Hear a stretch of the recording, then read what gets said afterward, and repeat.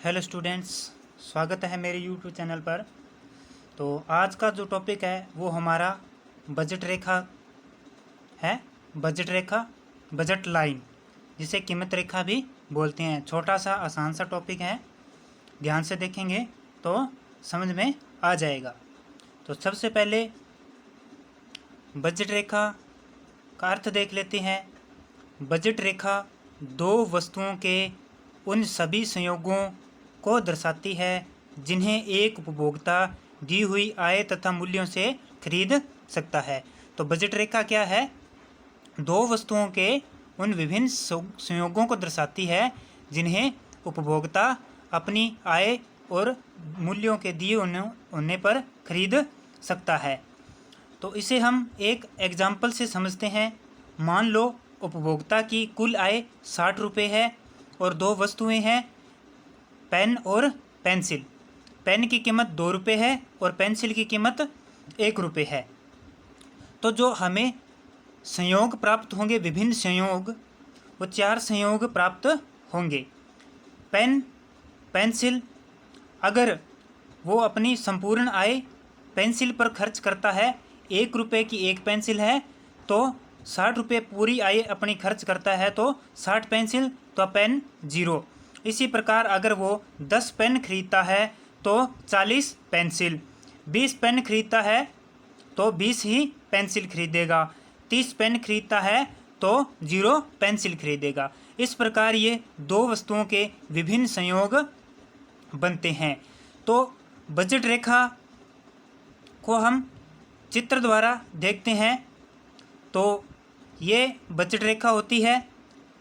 ये वस्तु 1 और ये वस्तु 2। पहली वस्तु अपनी पेन और ये दूसरी वस्तु अपनी पेंसिल ली थी।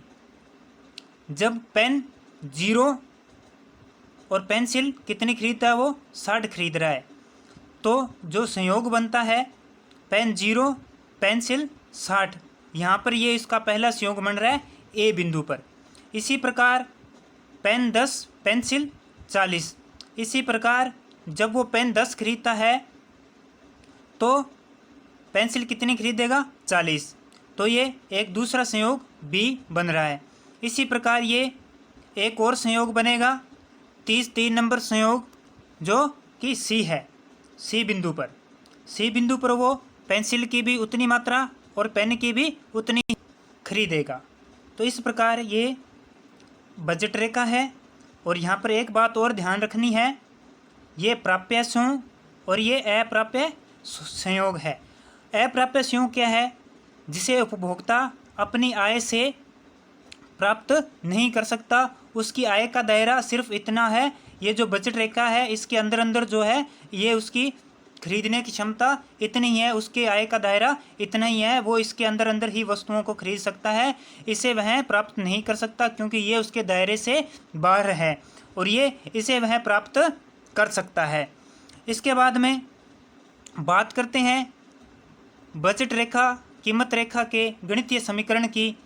तो P1 x1 plus P2 x2 equal m। यहाँ पर P1 क्या है? पहली वस्तु की कीमत। x1 क्या है? पहली वस्तु की मात्रा। P2 दूसरी वस्तु की कीमत। x2 दूसरी वस्तु की मात्रा। और m यहाँ पर है उपभोक्ता की आय। m से उपभोक्ता की आय। अगर पूछ ले बजट रेखा की प्रवणता, तो प्रवणता कैसी होती है?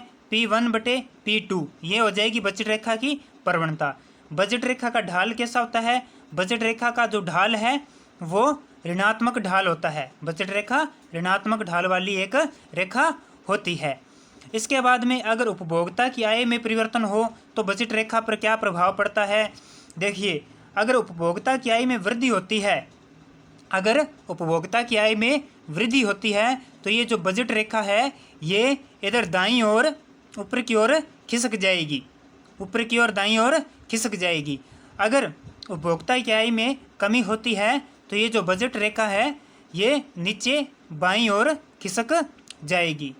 तो छोटा सा टॉपिक था, आसान सा। उम्मीद करता हूँ आपको समझ में आया होगा। प्लीज़ वीडियो को शेयर करें और मेरे चैनल को सब्सक्राइब ज़रूर करें। Thank you.